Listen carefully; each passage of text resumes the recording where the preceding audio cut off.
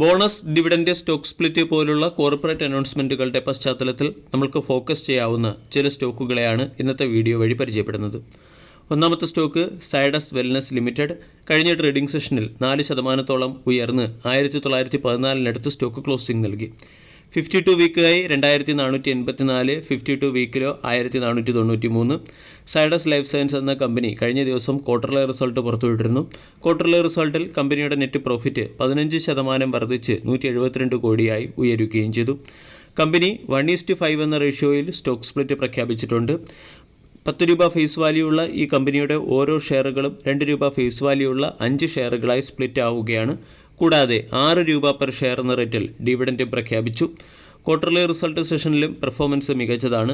Total revenue year on ഇയറിൽ 778 കോടിയിൽ നിന്നും 910 കോടിയിലേക്ക് എത്തുകയും കമ്പനിയുടെ 2024-25 ഫിനാൻഷ്യൽ ഇയറിലെ കൺസോളിഡേറ്റഡ് റവന്യൂ ഇയർ ഓൺ ഇയറിൽ 2327 നിന്നും 2708 കോടിയിലേക്ക് എത്തുകയും പ്രോഫിറ്റ് 266 കോടിയിൽ നിന്നും 346 കോടിയിലേക്ക് ഉയരുകയും ചെയ്തു. പേഴ്സണൽ കെയർ സെഗ്മെൻറ്റിലും കമ്പനി ഡബിൾ ഡിജിറ്റ് ഗ്രോത്ത് കൈവരിച്ചു. രണ്ടാമത്തെ stock Roto pump limited. Displacement pump manufacturing സെഗ്മെൻറ്റിൽ ഗ്ലോബലി പ്രസൻസ് ഉള്ള ഒരു ലീഡിംഗ് കമ്പനിയാണ് റോട്ടോ പമ്പ്. കഴിഞ്ഞ ദിവസം സ്റ്റോക്ക് 266 രൂപയ്ക്ക് അടുത്ത് ക്ലോസിംഗ് നൽകി.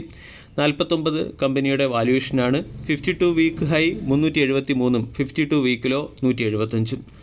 റോട്ടോ പമ്പ് എന്ന കമ്പനിയുടെ ക്വാർട്ടർലി റിസൾട്ടിൽ അത്ര മികച്ച പെർഫോമൻസ് അല്ല കമ്പനി കാഴ്ചവെച്ചത്. പെർഫോമൻസ് ഏറെക്കുറെ ഫ്ലാറ്റാണ്. കമ്പനിയുടെ നെറ്റ് പ്രോഫിറ്റ് 81 കോടി, കമ്പനിയുടെ റവന്യൂ 81 കോടിയിൽ നിന്നും 83 കോടിയിലേക്ക് മാർജിനലി ഉയരുകയാണ് ചെയ്തത്. ഇയർ ഓൺ ഇയറിലെ പെർഫോമൻസിൽ ഏകദേശം 1.37% ഗ്രോത്തും ക്വാർട്ടർ ടു ക്വാർട്ടറിൽ 14% ഗ്രോത്തും ഇൻ ടേംസ് ഓഫ് റവന്യൂ കമ്പനി കൈവരിച്ചിട്ടുണ്ട്. കൂടാതെ നെറ്റ് പ്രോഫിറ്റും ഏറെക്കുറെ ഫ്ലാറ്റാണ്.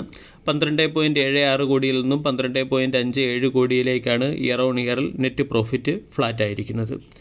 അതേസമയം കമ്പനി 80 പൈസ പെർ ഷെയർ എന്ന റേറ്റിൽ ഡിവിഡൻഡ് പ്രഖ്യാപിച്ചിട്ടുണ്ട്. കൂടാതെ 2:1 എന്ന റേഷ്യോയിൽ ബോണസും പ്രഖ്യാപിച്ചു. ഈ കമ്പനിയുടെ ഓരോ ഷെയർ ഹോൾഡ് ചെയ്യുന്ന ഒരു വ്യക്തിക്കും 2 ഷെയറുകൾ ബോണസായി ലഭിക്കുന്നതായിരിക്കും. ബോണസിൻ്റെ റെക്കോർഡ് ഡേറ്റ് പുറത്തുവിട്ടിട്ടില്ല.